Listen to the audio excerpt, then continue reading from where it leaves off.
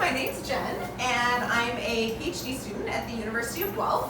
My research is in equine physiology and anatomy, and I'm also an avid equine enthusiast, and I'm here to talk to you guys today a little bit about some equine anatomy. And this is my beautiful model, Mojo. He's one of our BBRM courses, the Bachelor of Bioresource Management degree here at the University of Guelph. So, we're going to go through the just basic anatomy of the horse, and I think we'll start off at the head. This is obviously the head of the horse. And horses have quite a large head, and they have quite a large skull, and some of the points on that, they have this quite long nasal bone, which makes a lovely little place for tickles. They also have quite big masseter muscle here, that attaches to their mandible, and that's really important for chewing because our horses eat lots of grass and lots of fibrous foods like hay, and so they need to chew that very, very well.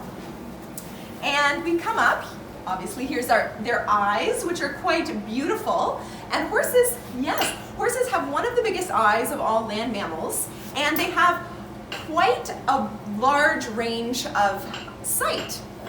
So horses can see almost 360 degrees. They can almost see all the way around themselves. They only have two places where they can't see. One is directly in front of them, and the other is directly behind them. So we always want to be careful when we come up to a horse and when we go to give a horse a little scratch that we come from the side, because if we come right up the center of their face, a lot of times they'll give a little jump because our hand just comes out of nowhere. We also want to be careful when we're going behind our horses, because even though, most horses are very gentle, again, they can't see behind them, so if we surprise them, when we get back there, you'll see they have quite big back legs that can kind of kick out, and that's not so nice. So we always want to be careful of those blind spots.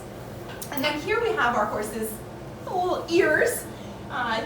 You can see this guy's it's cold, it's winter, so we've got a nice fluffy coat going on. And horses have very mobile ears. Horses are prey animals, so not predators, they're prey. And their large eyes, very mobile ears, and we'll talk a lot about their long legs. All of those are adaptations because they're prey animals. So they can see predators who might be hungry for some horse lunch. They can hear very well, so they can hear predators, and they can run because that is their main form of protection for themselves, being very, very fast. So right here, you can see he's got some lovely bangs. This is called the forelock. Riders, when we all started off, we're told by our coach to look between the poll, or look at the poll between the ears. So that's right up there. And right here is his neck. And horses have a very mobile neck.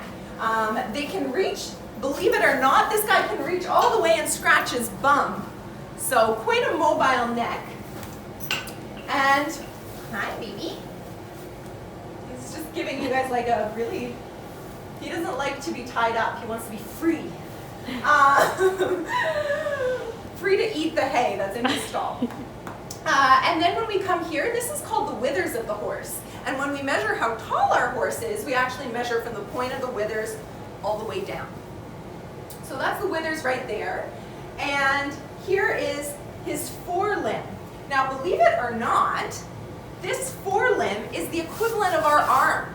A lot of times we call these are legs. Well, they are legs, but it's the equivalent of our arm. And it's surprising how similar. I guess it's surprising, Mojo. It's a surprise. Surprising how similar the bones are in their forelimb to the bones in our arm. So, here's the horse's elbow. He's like, don't tickle my elbow, Jen. The elbow is right there. Again, he's a little bit furry. Oh, he bent it for us. That was nice. He's a little bit furry, so it's hard to see. But we'll start right there at his elbow. When we come down, we often call that, thank you. Oh, he's a good model. We often call that the knee of the horse. But in reality, that's actually the equivalent of our wrist. So, now you know. And horses are very, very interesting because unlike us, we have 5 fingers. The horses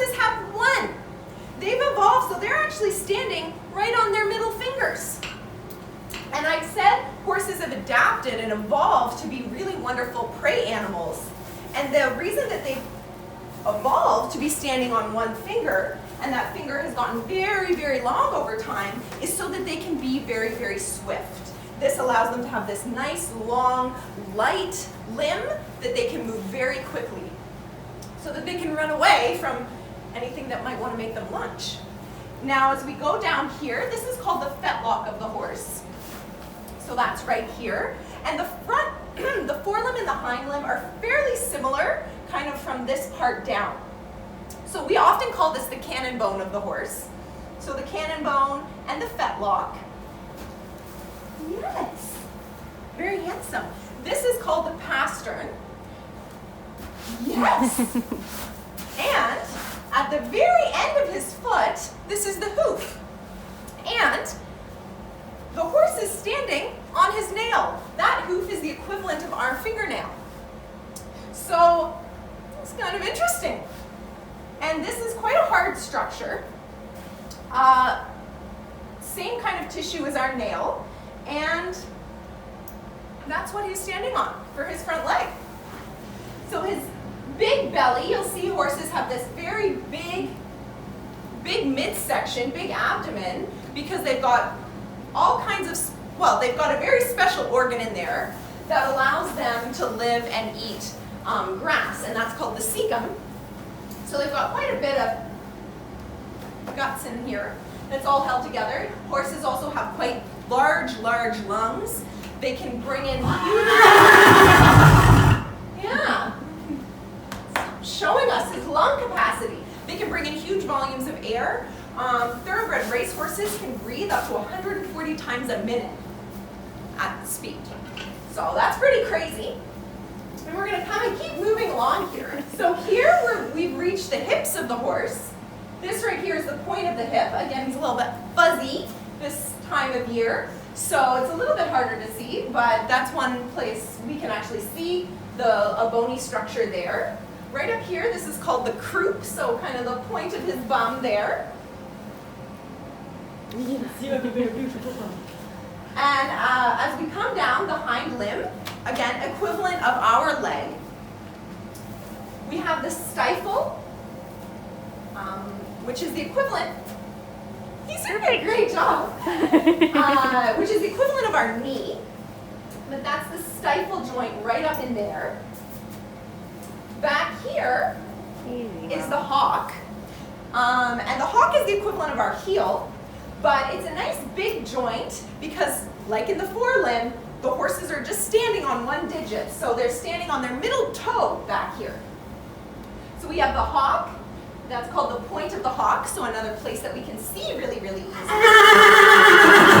And then as we come down the hind limb, we get very similar to what we saw in the forelimb. We have the cannon bone, we have the fetlock, and then we have our pastern and our hoof. And then at the very end, we have his beautiful tail. The end part of the spine